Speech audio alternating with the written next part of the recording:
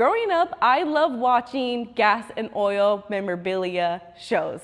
I loved it. But the problem was I didn't have enough space to start storing or even collecting a lot of that stuff. So now that I have this big shop, I literally do not have nearly enough stuff to start filling this place up.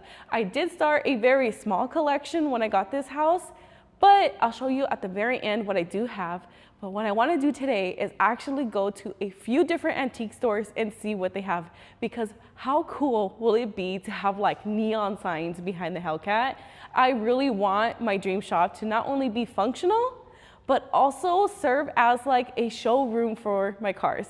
So we're gonna be on a budget today. We're gonna hit up a few different antique stores and see what I can find and literally be on the hunt for some really cool signage. First pit stop looks promising with this display at the entrance. I was surprised that they had this many big signs. Typically I see smaller signs, but I felt like this was a great idea for an entrance. And because I'm just getting started into gas and oil memorabilia, I have no clue as to how expensive this hobby is going to be. Another problem is that I liked a lot of things, but I am by far an expert when it comes to authenticating items. So if you see something that I need, please let me know and I will go back, maybe even this weekend, because there is just so much to look at.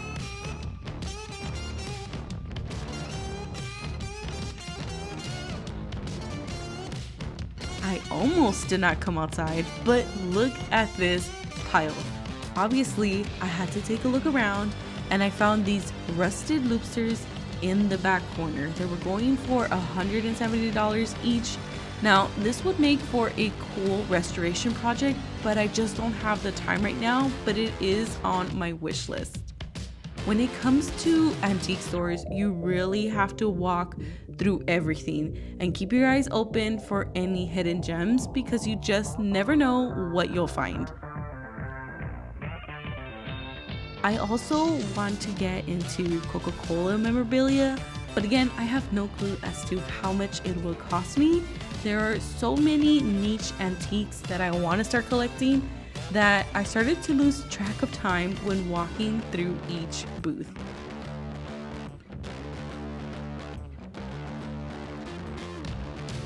With only 20 minutes left in the store, I ran into my favorite corner. I am obsessed with Sinclair because growing up, these dinos were iconic.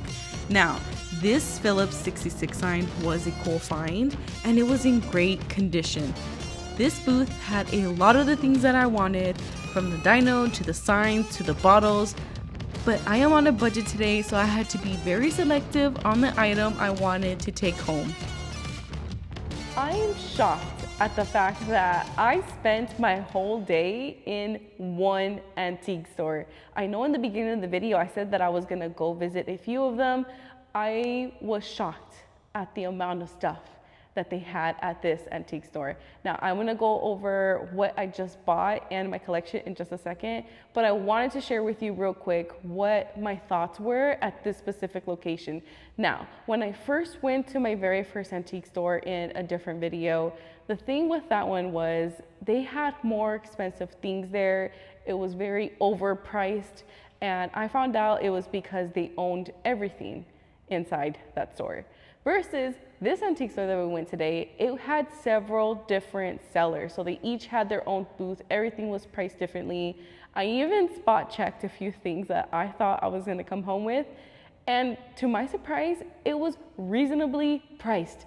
So I already know that I'm gonna keep going back there more frequently just because the pricing was too good to be true. So let me show you, without further ado, the one thing that I bought today. It was this little pedal cart. How stinking cute is it? Clearly I have a thing for red cars, but it is this fire chief little fire truck pedal cart. I think it is stinking cute. It has an antenna. It works. It literally, and this little thing, oh, let me do it again. Better. Try not to break it. It is so cute. It also has a little nameplate that says jeans. How cute is that? I think that this is so cute. This is actually my very first pedal cart. It's the cutest thing I own. It's funny how it's red just like Ruby. Now, how much did I pay? I paid $150 for this, and looking at other sellers online, this was going in the same condition that this is in, about $300. So I felt like this was a fair deal to pick this up today. And I think it's so cute that it is a little fire truck. Now, moving on to something that I started to collect. It is this Pennzoil barrel. Now, when I first got this, it was in a little bit worse condition. It was very rusted. I'm gonna try and find a picture of what it used to look like, but I cleaned it up and you can still see some of the rust there on the edges. But what I wanted it was really to turn it into my shop trash can. And I got this, what is this called? The little wheels. So that way, where did I get that? Amazon. I got that off of Amazon. So that way, when I'm in the shop, I need to throw things away, I can literally just move this all around the shop rather than having to walk towards the trash can. So that's where I got this. I got this at the one of the Swamis. Now, I used to go to the Swamis a lot because they tend to have memorabilia there. Now, the problem with Swamis is the fact that there's no guarantee as to what you'll find. It's a hit and miss. I think it's a little bit more of a rarity to find something there that's worth it. So again, also those are about what, every month and a half, maybe 2 months that they have those type of shows. So yeah, it's a long time to wait for those. But when I go to this antique store, I can literally go every weekend if I want to. Might be a good or bad thing, I don't know. But that's where I ended up picking up this guy. Now, I also went to a different Swami and got this guy. This is my Shell Loopster. It has been refurbished at some point. It's obviously not in its original condition, but I didn't buy it because it is in the original condition. I bought it really because I thought the colors were vibrant. It looked as close to what an original one would have looked like. Also, keep in mind, if it was original, this would have been way more expensive. I paid about $300 from, if I remember correctly, and according to the gentleman, as I was walking out, I think I got stopped maybe like 3 times. Guys were asking, how much did I pay for this? I think these were like older gentlemen, and they were asking me, how much did I pay for this? And I told them $300, and they even said that was a fair deal. So I don't feel bad for paying $300 for this Loopster. Also, I did find some at this antique store today that were in worse condition, by the way, and those were going for about $150. So if one that is completely rusted and you can't even tell what brand it was to be $150 and I paid $300 for this one, I don't feel as bad.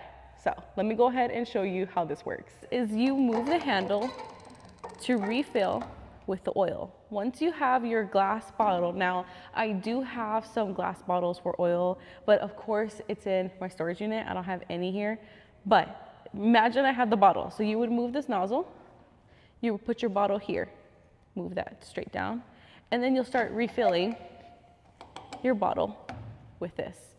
Once you were done, you would remove it, and then you would put this back. It's a little on the sturdy side. So that way, if there's anything that's dripping, it will just go back into the container. Now, the neat thing is this is not only just the platform, but this is also how you would refill the container as well. So I thought it was pretty cool. I think it's in pretty good condition considering that it's been refurbished and still survived. But yeah, I'm pretty proud of this one. I'm super glad that it's a Shell one too. Again, I don't have a very specific preference as to what brand I like the most when it comes to gas and oil memorabilia. I just think that all the vibrant colors, like the yellows and the reds, were super cool. Again, I also like Mobil Oil. So I have a few things from them, not enough, but I just can't wait to continue collecting more. Other things that I have been collecting throughout the years are in bins right now that look just like this. Doesn't look like much, but what I've been collecting throughout the years are actually Hot Wheels. Now these are not new, and these are probably like the most recent collection that came out a couple months ago. I think these what these are from. And there's no real rhyme or reason why I got these other than I thought they were pretty cool. So that's what those 3 bags are. And underneath is a Lego set. So I also like to collect Lego sets and I don't have enough space to put anything in. So right now they're just in storage units. They're in a storage unit inside bins. Wow, that was a tongue twister. Can we let go? Thank you. Okay, so that is everything that I have right now here at the shop with me. And even with that, it is not gonna be nearly enough to decorate this entire shop. So I'm pretty excited about that. But I wanna thank you so much for hanging out with me today. Let me know if you found anything cool in the antique store, because I kind of wanna go back. Now, it's a good thing that I don't have my Raptor back yet, because if that was the case, I probably would have gotten a few of those bigger ticket items because they were pretty cool. But yeah, thank you again. Please like and subscribe, and I'll see you in the next video. Drive safe. Bye.